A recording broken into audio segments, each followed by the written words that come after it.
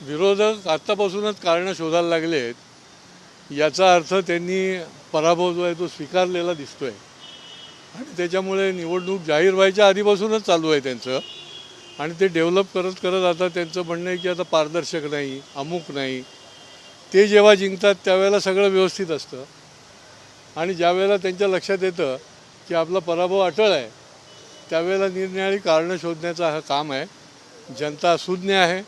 काम करणाऱ्या लोकांच्या पाठीशी जनता या निवडणुकीत देखील निश्चितपणे राहणार आहे. विकासाचा मॉडेल घेऊन तुम्ही उतरला होता, तर वाटतं येणाऱ्या काळात विकासाच्या नावाने कुठेतरी विरोधकांनी तुमच्या नावाने अनेक वेळा ठाकूर बोललेले नाही, विकासाचं मॉडेल हाच तर आमचा आत्मा आहे कामाचा.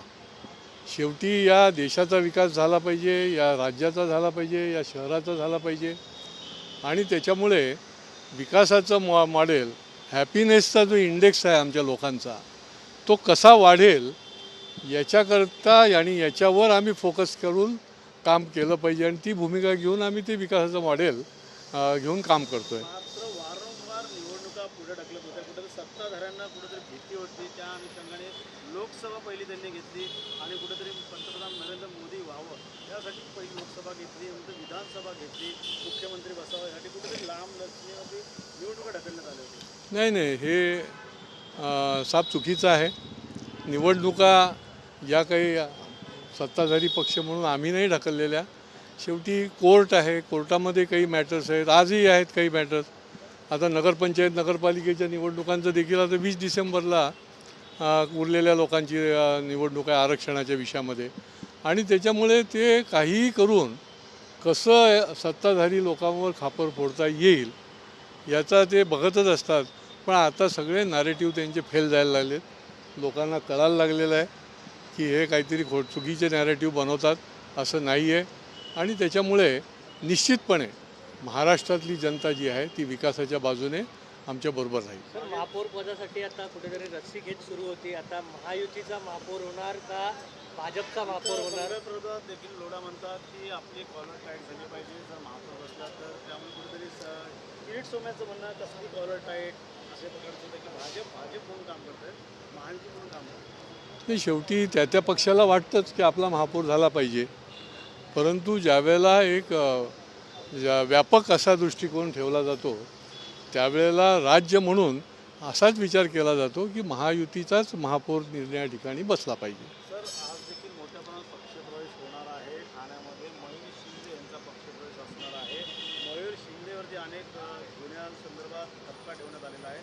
अशा लोकांनाच तुम्ही आता पुन्हा घरवापसी म्हणून मयूर शिंदे यांना घेण्यात आलेलं आहे. का वाटतं येणार का काटेकी टक्कर म्हणून भाजपचे कॅन्डिडेट उभे राहणार का शिवसेनेसमोर असेल या ठाकरे गटात? आता पुढच्या काळामध्ये दिसेल, ठरेल. अजून तर आमच्या बैठकाही झालेल्या नाहीत. 23 डिसेंबरपासून फॉर्म भरायचे ठरलेलं आहे आणि त्याच्यामुळे त्या वेळेला काय काय होतं त्याप्रमाणे बघू. पण जो ठपका ठेवण्यात आलेला आहे मयूर शिंदेवरती त्याकडे कसं बघतं? नाही, ठपका असा काही विषय नाही आहे. हे पूर्वीचे गुन्हे दाखवले गेलेत आणि प्रांत पातळीवर त्यांनी साधक विचार निश्चितपणे केलेला असेल की काय आहे काय नाही आणि त्यानुसारच त्यांनी ठरवलं असेल. तर निवडणुकीमध्ये पुन्हा एकदा मतदार याद्यांवरती आरोप प्रत्यारोप होत आहे. अनेक याद्यांमध्ये नावं वगळली गेली आहेत, त्यांची दुबार नावं आहेत. त्यामुळे त्याचा फटका हा जो आहे तो महाविकास आघाडीला बसत आलेला आहे. असे अनेक कारणं त्यांनी दाखवली आहेत. त्यामुळे सत्याचा मोर्चा देखील मुंबईमध्ये निघाला होता पूर्ण महाविकास आघाडी. नाही, त्याचा फटका फक्त महाविकास आघाडीलाच बसेल का? शेवटी दुबार नावं असतील. आता निवडणूक आयोगाने प्रत्येक त्यांच्या प्रश्नाला उत्तर दिलेलं आहे. त्याच्यामुळे आम्ही काही निवडणूक आयोगाची बाजूने युक्तिवाद करण्याचा विषय नाही आहे. तरी देखील वारंवार ही जे आपल्याला सांगितलं की निरनिराळी कारणं शोधणं, पराभव डोळ्यासमोर दिसतो आहे. विधानसभेला पार पानिपत झालं आणि त्याच्यामुळे आता नगरपालिका नगरपंचायतीला तेच होणार आहे आणि त्यामुळे निरनिराळ्या प्रकारची कारणं जी आहेत ती समोर येत आहेत. आता मतदार यादी आणि मतदारांची दुबार मतदार हे विषय जे आहेत ते की आज आलेले नाही आहेत. हे पूर्वीपासून म्हणजे सगळेच पक्षाचे लोक जे आहेत ते वेळोवेळी त्या स्थानिक लेवलला निवडणूक अधिकाऱ्यांकडे घेऊन जात असतात. आता या काळामध्ये देखील भाजपनेही याद्या दिल्या की बाबा ही नावं जी आहेत ही इथे नाही आहेत, ही आपण शोधून काढा आणि त्याच्यामुळे हे टेक्निकल विषय आहेत ते निवडणूक आयोगच त्याच्यावरचं योग्य ते उत्तर देत असतं. तर अनेक उद्घाटनं देखील अपुरे राहिले, त्यामुळे मोठ्या प्रमाणात भाजपने देखील कामं केली आहेत. येणाऱ्या आता ते उघडून देतो?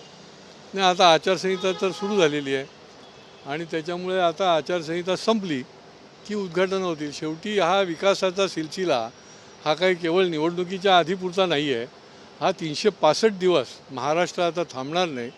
तसं या ठिकाणी आमचं शहर देखील आता थांबणार नाही आणि विकासाचा अजेंडा घेऊन आम्ही पुढे जात राहू. तर मनसेने ते तर आमचं राज्य पातळीवर जाहीर केलेलं आहे, प्रदेशाच्या अध्यक्षांनी जाहीर केलेलं आहे. तर मनसेने आज मनोर रुग्णालयामध्ये झाडांची कत्तल कुठेतरी थांबवावी यासाठी मफलर आणि जिओ टॅगिंग फोटो देखील काढलेले आहेत. तपोवनसारखी परिस्थिती ठाण्यामध्ये. नाही, कुठलीही झाडं कापणं हे पर्यावरणाच्या दृष्टीने निश्चितपणे आपण नेहमीच विचार करतो आणि त्यामुळे मला असं काही वाटत नाही. मी त्या तपशिलात अजून गेलेलो नाही आहे, परंतु पर्यावरणाला हानी होईल अशा प्रकारचं कुठलंही काम जे आहे ते आमचं शासनही करत नाही आणि महापालिकाही करणार नाही.